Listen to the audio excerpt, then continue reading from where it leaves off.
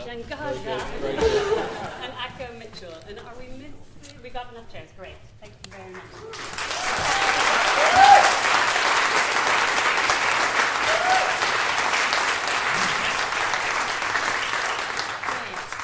So, guys, obviously you know this play and this production a lot better than any of us here in the audience. So we're going to be asking questions, but if there are things that you think we're missing, you want to steer us in another direction, just take us where the feeling goes. Yeah, we like it when you just ask questions. It's great. We can do that too. So actually, I first have a question for the audience. This play was written by August Wilson in 1987. If I got that right, 1980s. How many people were familiar with August Wilson or the play before? A few hands. So can we start by talking about August Wilson? Because August Wilson is a very, very important playwright. He died in 2005. But can someone in the cast tell us a little bit about the importance of August Wilson, why he is so significant as an American playwright? Well, just an extraordinary writer. He's mixed race. His father was Dutch. His mother was black woman. He was an autodidact in many ways. He was expelled from school when he was 16 years old. He was accused of plagiarising a 20-page essay about Napoleon. And he ran away from school in protest and went to the nearest library and decided he was going to educate himself. And for the next 4 years, he read every single book they had. From Snoopy to Aristotle's Poetics, he read everything. He had a brush with the whole Black Panther thing. He wrote some poetry, he wrote children's stuff.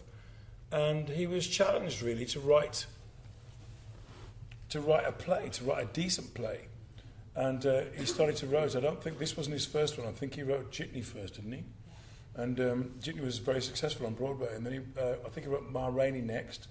And then in 1983, he workshopped this off-Broadway with James Earl Jones. And they practiced it and ran it for 2 years.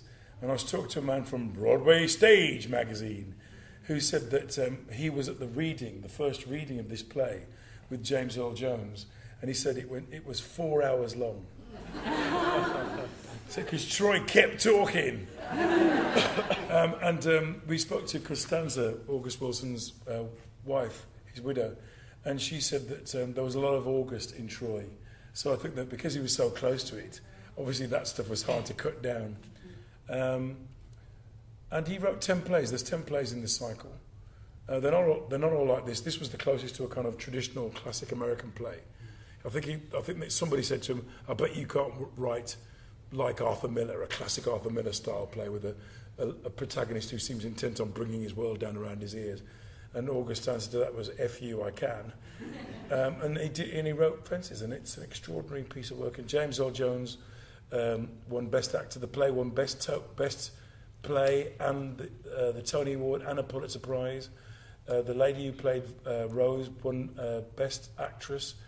And recently it won Best Actor, Best Revival and Best Actress on Broadway with Denzel Washington and Viola Davis. So it's clearly a Rolls-Royce play, and we're very, very happy to be here. Okay. And you mentioned, Lenny, that it's part of a cycle of 10 plays. Yeah, the Pittsburgh cycle. The Pittsburgh cycle, one for each decade of the 20th century. Yeah, he wanted to write a play that spoke about the black experience in America in each decade. So there's one every 10 years, and it's an extraordinary piece of work. I mean, I guess there's an archive like that in this country, but it will be by separate writers. I don't think there's been a black writer who's written 10 plays set in each decade in this country yet, has there? We haven't got that. We've got 7 different plays, but we haven't got an archive like that. And he was dubbed the Black Shakespeare. He has a theatre named after him on Broadway, which is a huge honour. And as I say, it was very scary the first day of rehearsals, because this is a big deal play. But Paulette, our director, basically said, "How are you going to tell this story? This is your interpretation." And suddenly we all relaxed. Yeah. And many of the plays in the cycle have been done in the UK, and quite a few at the Tricycle Theatre in particular here in London. Tanya, you've been involved in one of those productions, and in fact many of those have been directed by Paulette, who directed this, right? Yeah. She made a deal, I think, with August before he passed away, that she wrangled exclusive rights, I think, to direct all of his plays in the UK. And when the piano lesson was actually my very first job out of RADA. Oh. It was October 1993, Wow. And I had quite a small part. I mean, I think in all of August's plays, there's no insignificant character, but I mean, it was, it was kind of more incidental in a sense of the piece. So I had a chance to really kind of sit back and take it in and watch the other actors work and really kind of begin to learn. I think it was the most amazing piece to start my journey of my craft, using this type of language and text and characters and relationships. Yeah. And let me throw that out to the rest of the cast. Had any of the rest of you been involved in an August Wilson play, or how familiar were you with his work before? I'd read this play at drama school and hoped that one day someone would put it on, and it's happened now. But I've read a couple of the others, but no, I haven't been involved in one. But I've seen some. I mean, they did.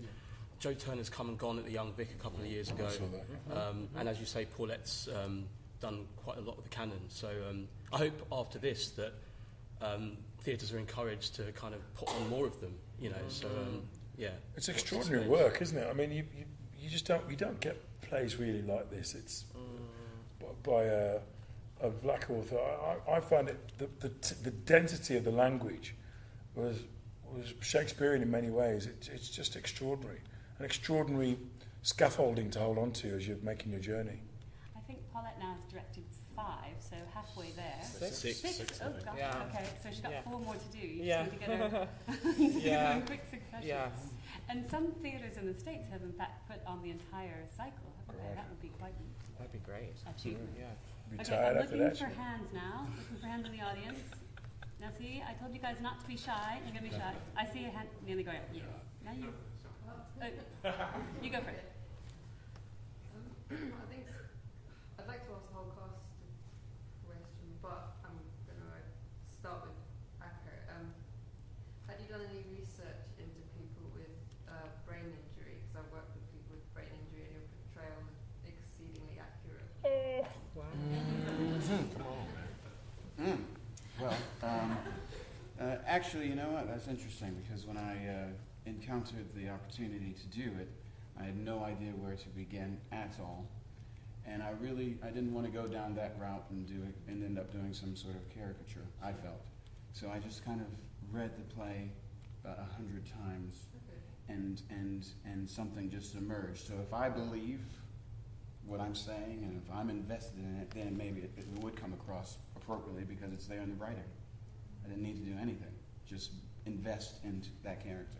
Your So I'm glad. emotional investment was exceedingly believable, and you were astounding. I just wanted Well, to that's say that. I mean, so everyone was nice. astounding, and I just wanted to compliment all of you. It's not a question, I'm sorry, Terry, but you're all We'll take that question. Mind- Now. We like those. mind-blowingly amazing, and my soul and heart have been touched this evening by your acting, and I just wanted to express that, really. It's not a question, and I apologise for that. But Don't apologise. That's a great comment though. So guys, top that. Okay, lady in the third row. This is a question for Tanya. Okay. How often in your career do you think a role like this is going to come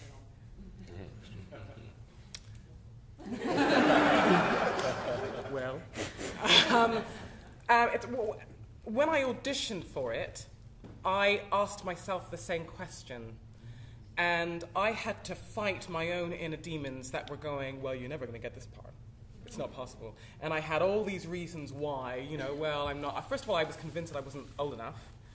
And then I was convinced. But at the same time, so you're fighting your demons. So I just thought, because I asked myself the same question, I decided, irrespective of the negative voices, that I was going to audition as if my audition was doing the role on the West End stage. Because I thought, if I don't get it, I'm never going to be able to say these words again. So I'm going to go in there and I'm going to knock it out of the park as if I'm doing it, because this is my one chance to say these words. And this is it, basically. Which did you use? Which bit of the script did you use? All of her, with the speech when he tells me about the baby, and then there was another long, I think it's probably the one to Corey. So it was those ones. They said, work on those. They just said work on them. I learned those things inside out. I went, because I'm an alumnus at RADA, I can go in and use the rooms. I would go in early in the morning and I would just get a room and I worked. And I went in there. Sorry? What was that? So you really wanted Oh yeah, but at the same time, I wanted it, but I was convinced I wasn't going to get it, quite frankly. And I thought I have to do this as if this is my one chance. And then when I went into the audition and I saw all these amazing actresses that were up for it, and then I was really convinced. I was like, oh, she's going to get it. She's amazing. I really believe it. Oh no, and it's her. But you carried off so beautifully. Yeah, thank you very I much. think everyone was quite blown away by it. Thank you very much. Thank you. Wonderful. Every question comes with a compliment. It's great. Yeah, lady here. How aware are you of the audience response? There were some strange responses this evening, I felt. Strange in what way? Inappropriate to us, seemed inappropriate. Yeah. Who's and ours and Colin? It's different. It's different every time we do it. So we had one show and we had lots of kids in, which was like a panto, but actually was great. I mean, they were responding to everything very loudly. And we've had audiences where they laugh at everything, and we're kind of going, "No, that's not funny. Why are they laughing at that?" And then because the play is so brilliant, you know that eventually Act 2 will straighten you up. So you kind of. In Act 1, I think people aren't sure always kind of, oh, it's funny, oh, it's not funny, oh, it's, and so, but I think that's in the writing. I don't think it's black and white in that sense. It is, you're not always sure, can we laugh, can we not laugh? He wants to settle you down in Act 1, and he wants to establish Troy as a storyteller and as a bit of a joker. And he wants you to kind of like him in the first. So there's lots of opportunity for humour. But then in Act 2, as Colin says, he does switch it up on you. We get a lot of, when there's some black people in the audience, you do find, because I talk to the television at home, so you do get that thing of, oh, I see what you're going to do now. You do get that. People genuinely forget that they're in the theatre, and you hear a lot of this, oh, good. You hear a lot of that. People talking to you. It's fantastic.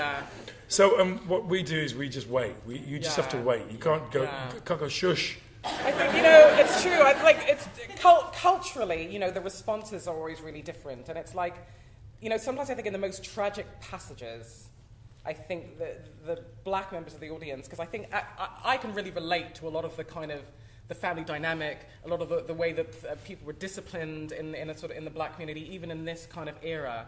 And there's sometimes you see things that are tragic, and as a black person, I feel like with my culture, it makes you laugh because you relate to it, not because you think it's funny, but you go, oh, ha! That was my dad did. Oh, yeah, I was beaten for that. Oh, that kind of thing. Yeah. And I think so culturally we can, I think it's more vocal in that way when we have more people from the black community in, because I think there's a sense of recognition as opposed to thinking it's funny as such. Do you know what I mean? I can definitely agree with you on that one, because that's exactly how we felt. Yeah.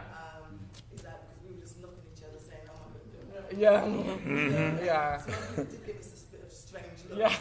Why are you laughing? We apologise. Yeah. Don't apologise. Yeah. But I can honestly relate, and I lived in America for about 23 years, and I've gone to school in the South.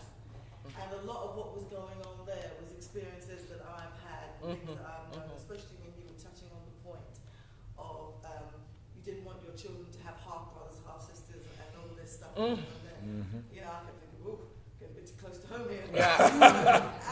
out of that sheer, almost feeling a little uncomfortable when you were laughing. A question I had, how did you deal with using the word nigger all the time? Because that's something that even when you say it, it still conjures up inside you. Well, for me, some feelings of unhappiness, hatred, because of what I've seen and because of living in the South of America. So when that word is heard, it just gives you that slight uncomfortableness. And I was wondering, did you experience that at all when you first started doing it? Or I think I know definitely when we opened in Bath, we experienced it from the audience, if you know what I mean. Because the first time we said it, you were aware there was because it's quite, as you say, it's a pretty controversial word. Right. So it's like in the first sentence of the play. Yeah, it's. I mean, they walk out. Yeah. We have a lot of it. So I think that's. I think the point you make about when things are uncomfortable, you sometimes laugh because it's easier to deal with laughter. But sometimes that works to our advantage. It gets some of our scenes off to a nice start when we have it. But it is a That's the fascinating thing with the show. It's different responses every time. What's interesting is how quickly the audience get used to it. Yeah. You know? It takes a little while and then... That's one thing, when we started touring from Bath to Milton Keynes, that was one thing in the play that I thought certain audiences in certain regions of the UK would have a real issue about. So that was one thing that I thought might make the audiences sit back. Well. But I was wrong, and you know, it's always good to be wrong sometimes.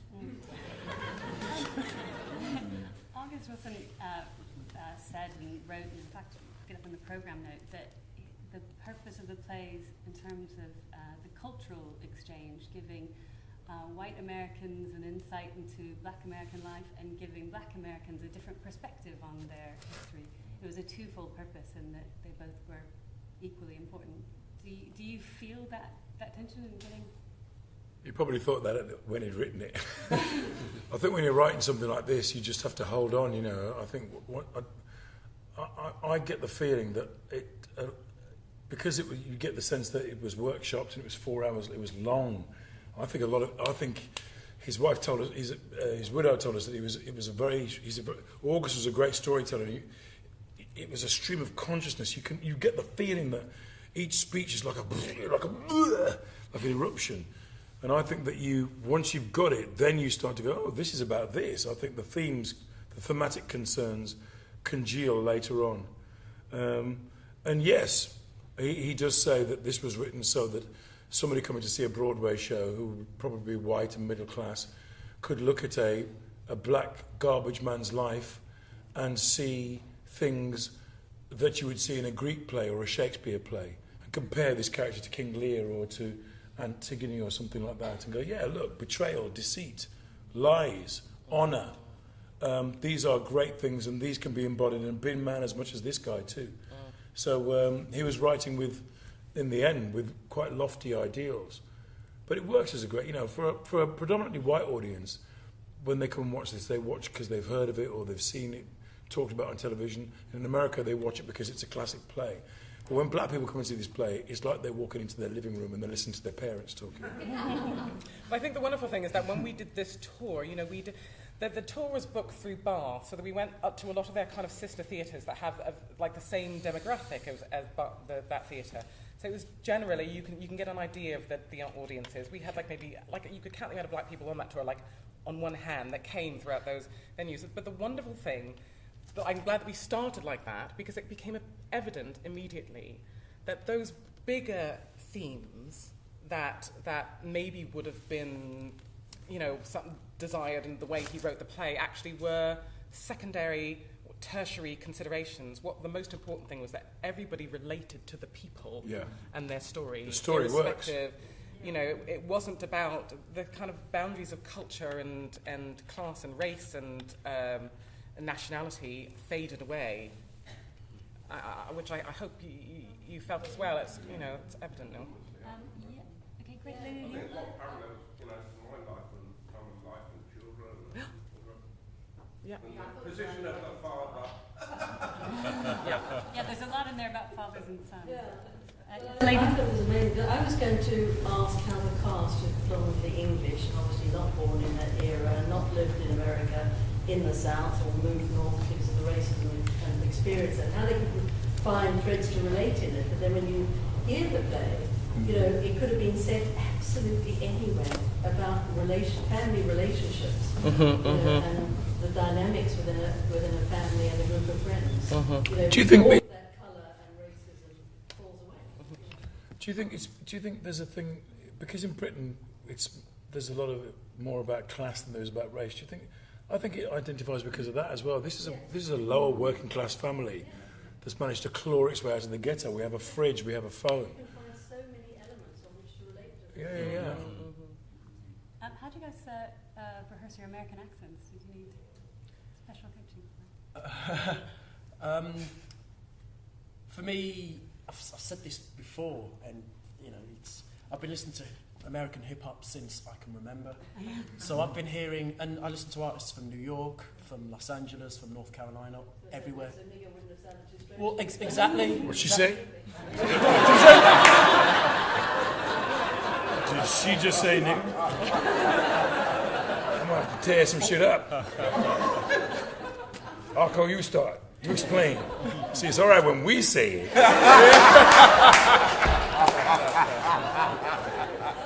We're in a classic piece of literature here. Y'all can't go out now and say that shit. 2 people on the street. Hey, nigga, I'd like some beef burgers, please. Thank you. Can I get a coffee, please, nigga? Thank you. 2 sugars, please. You can't be doing that shit. Trust me. Oh my God. Not with real black people. We pretend tonight. Sorry, but actually, just before you ask your question, were you finished? You finished? But yeah, I mean, for me, music-wise, and in terms of TV dramas, movies, lots. I mean, the internet is amazing. YouTube. I found out that George Benson is from Pittsburgh, so I was listening to a lot of his interviews and other people from Pittsburgh. So it was quite easy access to the accent and just going over it all the time. So yeah, that was my. We had a great dialect coach too. Yeah. Absolutely, yeah. Excellent. Okay, there was a hand in the back. Yeah, gentleman there. Lenny, when Troy tells Rose that he's going to be a father.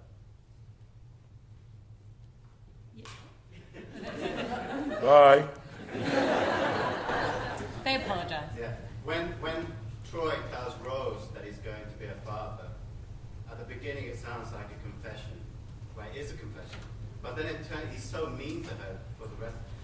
What was your justification for being like that? Or what do you think the writers? Why did he tell her like that? Yeah. Troy wants both. He wants both. Yeah. He wants Rose. He wants his cake and he wants to eat it. And he's a man. He's a man. He brings his wage packet home. And it's just something that he can. If he could just get over this part. This is telling you is a horrible bit, and we'll get over this bit, and then we'll go back to normal. He wants to get it out in the open and just get it done, and he knows he's going to get some shit, and so he stands there and waits for it, and it happens, and then it ends with him and Corey at odds, but clearly there's a period where it says 5 months later, and they haven't been speaking, they haven't been sleeping with each other, it's come at a great cost. He's done the thing, he's bitten his tongue, he's told her, but he's been lambasted for it, and he's tried to put up with it, but he's actually thought, no, I want both. And it's not happened the way he thought it was going to happen. Is anything autobiographical in that with August and his wife that you found? I'm sure August wasn't a day at the beach particularly. But I don't know. Okay, I think I saw, in the back there. Yeah. In that confrontation, did you find yourself taking one side or the other? It's just sitting next to my mum. I could hear her rooting for Rose. Well, who were you rooting for? Troy! He wants to win, man. He wants to win. I think I'm going to say that most of us were rooting for Rose. Who were you rooting for? Who were you rooting for? Be honest. Look at him. Yeah. Okay. That was the answer. You gotta keep an eye on your son.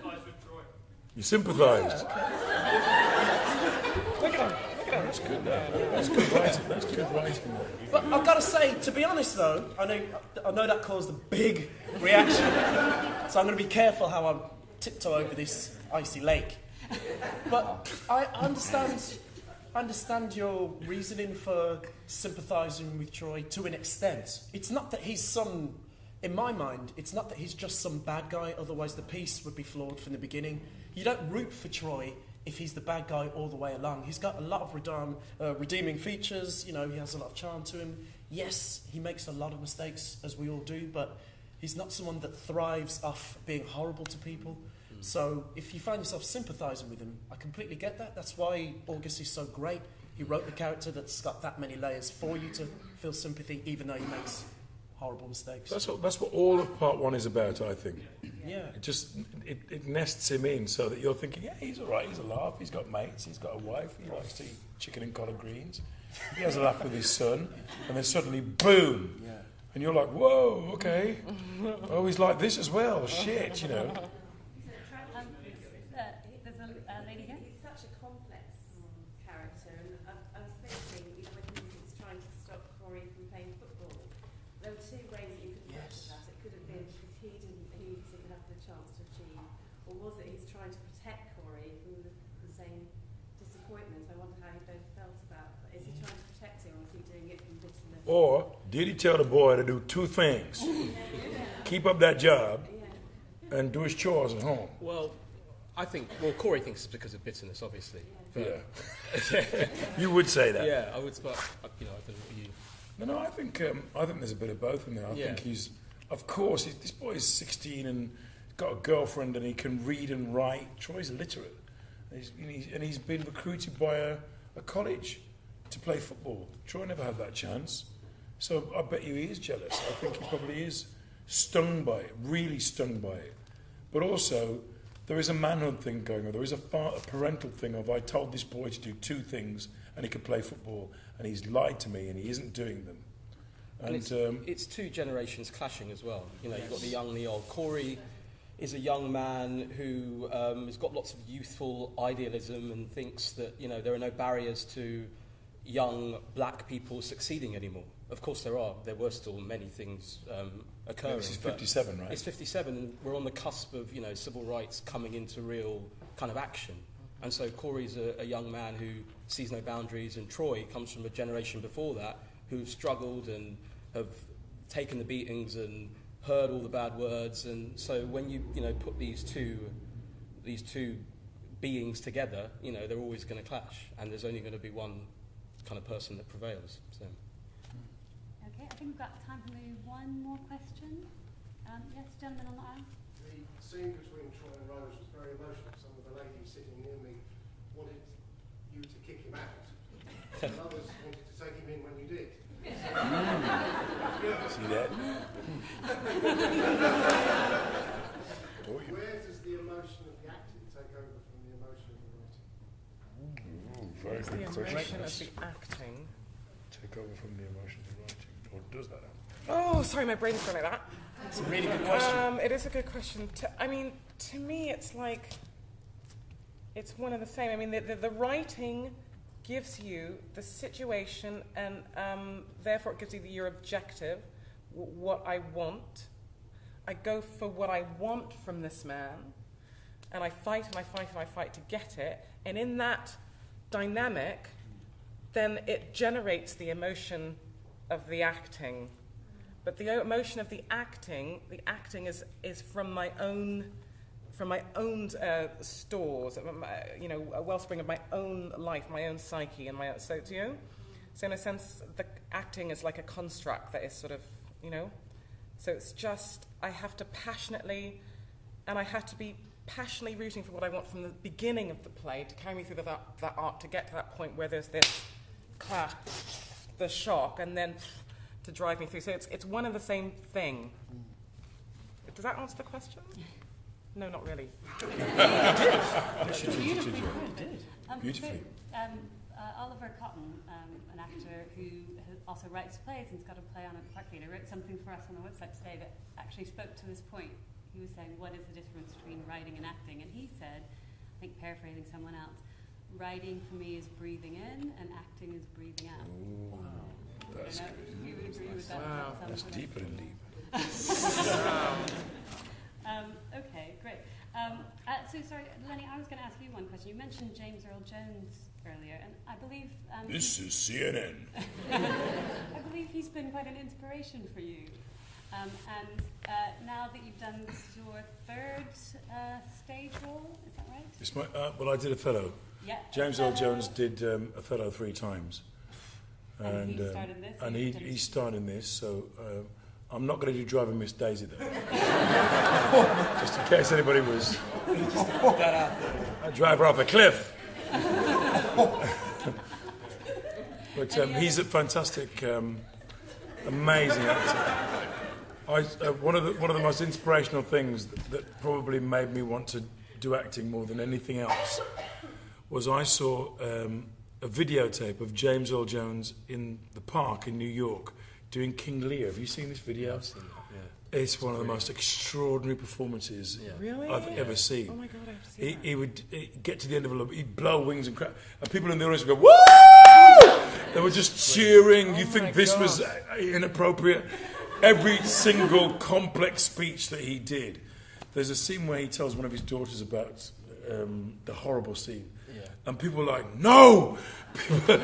He was so passionately locked into this character. It was brilliant. And he blew a lot of, I think, his British contemporaries away that night in the park. It was a Joe Pat production. And I watched it 4 or 5 times and I just kept thinking, this is why you want to be an actor. This is it. This is it. And he's just excellent, totally relaxed, completely in it. It's the first King Lear where I thought the fool was funny. That is a challenge. And one just very silly question, but how do you guys act in this heat? Oh my God! Damn, it was hot. It just because it's building up as well as the days go by. The theatre is getting progressively hotter and hotter. It's like it is like being in an oven. Yeah. And I started to get a bit hysterical yesterday. But yesterday it started to peak, and I thought so when we're in the house on our own, and we sometimes we stay in character. Other times when we can't, and I sit in there with Akko just laughing because we're pouring and finding bits of the cutlery or the plates just to fan ourselves.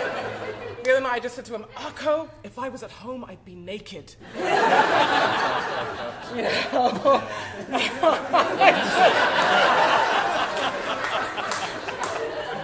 We're just finding odd moments where we can rest as well because it's so tiring.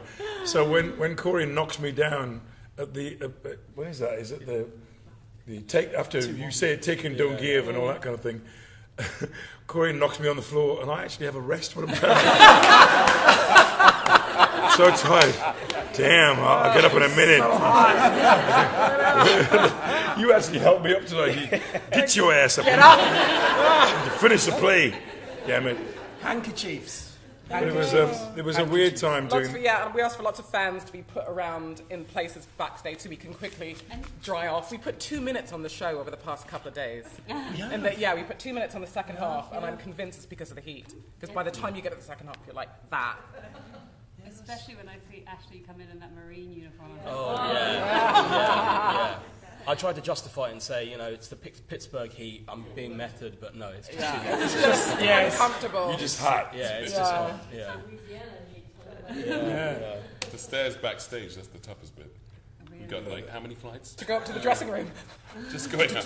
As Lenny said the other week, I think we start off on Monday bouncing up the stairs and by Saturday we are crawling. Yeah. It's well, tough. it's worth it. I hope you're losing a lot of weight at the same time, if you want to lose it. Thank you so much for listening to us. We really appreciate it.